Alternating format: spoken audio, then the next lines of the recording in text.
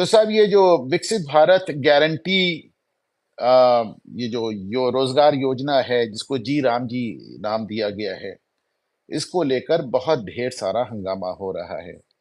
और जितना आपको मालूम है कि इसको सबसे पहले प्रियंका गांधी ने इसके ऊपर एक इशू बनाया था। अब जाहिर सी बात है, अगर प्रियंका गांधी कुछ करेंगी तो फिर वो कांग्रेसियों के लिए वो उनका धर्म हो जाता है, उनका कर्म हो जाता है, सब कुछ हो जाता है।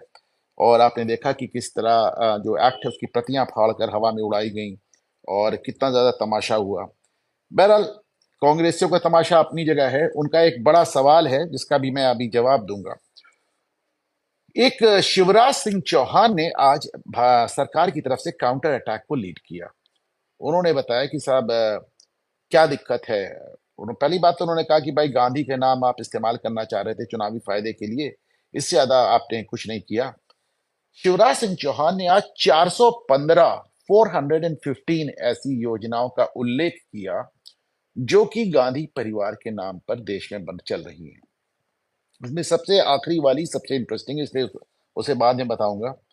उन्होंने कहा कि साहब खेल और ट्रॉफीज, स्पोर्ट्स और ट्रॉफीज, राजीव गांधी के नाम पे 23, इंदिरा गांधी के नाम पे 4 और नेहरू के नाम पे 2। उन्होंने कहा आप सोच कर देखें, ये 23 और 4 27 2 29 29 खेल और ट्रॉफीज इस नेहरू खानदान के नाम पे, जिसमें से आज तक किसी ने कभी किसी खेल में स्थान नहीं लिया। 51 यानी 51 अवार्ड्स, 51 पुरस्कार नेहरू गांधी परिवार के नाम पर हैं।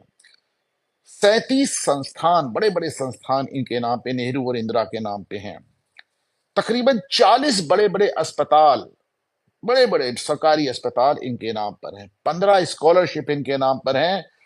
15 नेशनल पार्क। इन्होंने कहा, शिवराज सिंह चौहान ने, कि साहब इन्होंने तो जानवरों के रहने की जगह नहीं छोड़ी। 15 नेशनल पार्क भी नेहरू और इंदिरा ने अपने नाम कर लिए। 5 5 हवाई अड्डे और बंदरगाह इनके नाम पर हैं। राज्य सरकार की योजनाओं की बात करें तो राजीव गांधी के नाम पे 25 योजनाएं चल रही हैं, अलग अलग कांग्रेस गवर्नमेंट जो स्टेट्स में थी उन्होंने चलाई। 27 25 राजीव के नाम पे और 27 इंदिरा गांधी के नाम पे चल रही हैं। लेकिन मुझे इसमें जो सबसे दिलचस्प लगा कि भाई नेहरू के नाम पे 22 यूनिवर्सिटीज हैं। चलिए ठीक है, पढ़ते लिखते रहते थे। राजीव गांधी और इंदिरा गांधी के नाम पर आप 76 विश्वविद्यालय, 76 यूनिवर्सिटीज राजीव और इंदिरा के नाम पर हैं, और दोनों में से कोई ग्रेजुएट तक नहीं था। मतलब जिनके नाम पर 76 विश्वविद्यालय, 76 यूनिवर्सिटीज हैं। हाँ, वो उल्टा दिख रहा है, मैं समझ रहा हूँ, उसमें मिरर इमेजिंग में कुछ प्रॉब्लम है। I don't know how to do it, मुझे बिल्कुल भी अंदाजा नहीं है मैं इसको कैसे करूं। I am sorry. तो 76 यूनिवर्सिटीज उन लोगों के नाम पर हैं जिन्होंने अपना ग्रेजुएशन तक नहीं किया। इंटर पास, हाई स्कूल पास लोगों के नाम पे यूनिवर्सिटी। मैं अक्सर कहता हूं कि जो इंदिरा गांधी ओपन यूनिवर्सिटी है, ये दुनिया की सबसे बड़ी ओपन यूनिवर्सिटी है, और ये एक ऐसी महिला के नाम पे है जो ग्रेजुएट तक नहीं थी। आप सोच कर देखें, उनके नाम पे पीएचडीज दी जा रही हैं। तो यस, ये इसने कांग्रेस को बहुत जबरदस्त बैकफुट पे ढकेला। फिर उसके बाद जो होता है, एक्ट के पन्ने फाड़ने, उड़ाना वगैरह वगैरह वगैरह, ये सब शुरू हो गया। अच्छा, एक निशिकांत दुबे ने भी एक अटैक किया। उन्होंने कहा आप क्या गांधी की बात करते हैं, आपने तो जब बंटवारा किया था तभी गांधी को मार दिया था, जब आपने कश्मीर खोया तब मार दिया। तो सबसे बड़ी बात, जब आप हिंदू मैरिज एक्ट लाए थे तब गांधी को मार दिया था। This is very interesting. उन्होंने ऐसा क्यों कहा कि जब आप हिंदू मैरिज एक्ट लाए थे तो आपने गांधी को क्यों मार दिया? देखिए, गांधी का अपना एक एक कंफ्यूज आइडियोलॉजी थी, एक बड़ी कंफ्यूज आइडियोलॉजी थी, जिसमें उनको हिंदू मैरिज एक्ट कभी अपील नहीं करता, पर इसके बारे में फिर बात करेंगे। आज निशिकांत दुबे ने इस पे किया। अच्छा, ममता बनर्जी, चूंकि बंगाल में चुनाव होना है, वो भी इसमें कूद पड़ी।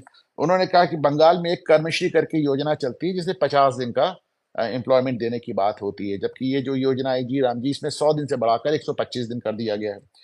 तो इन्होंने कहा 50 दिन की हमारी जो योजना है उसको हम कर्मश्री के नाम पे को महात्मा गांधी कर्मश्री योजना कर देंगे, क्योंकि हमें गांधी को सम्मान देना है और आप लोग गांधी को सम्मान नहीं दे पा रहे। अब इसमें दो चीजें जो मैं बात करना चाहता हूँ, ये तो खबरें हैं, ये थोड़ा मुझे दिलचस्प इसलिए लगा, मैंने आपसे शेयर किया कि 76 universities in the name of person जो कि इंटर पास है या हाई स्कूल पास है, मतलब 76 विश्वविद्यालय उसके नाम पे है। मुझे ये बात हमेशा बहुत फैसिनेट करती है।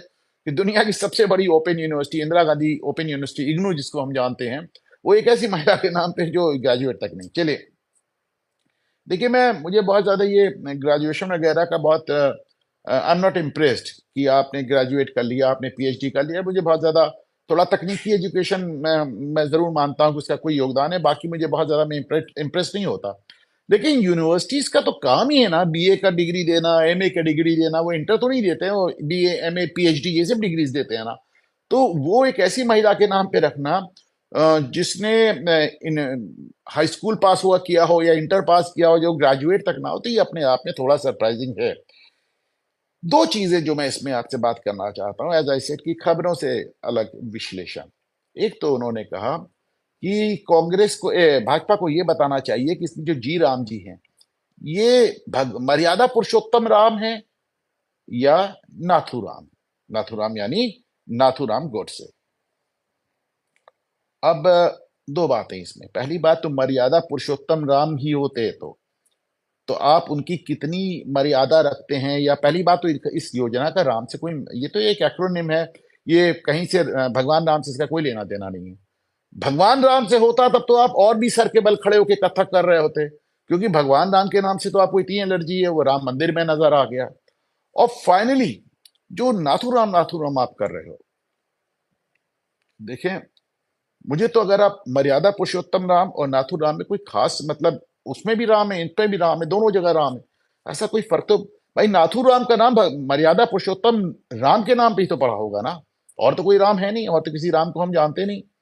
यहां तक कि काशी राम का नाम भी भगवान राम के नाम पे पड़ा। वो अलग बात है, काशी राम ने कोई भी योजना चलाई हो, कोई भी पॉलिटिक्स की हो, पर काशी राम का नाम भी मर्यादा पुरुषोत्तम राम के नाम पे पड़ा। पहली बात।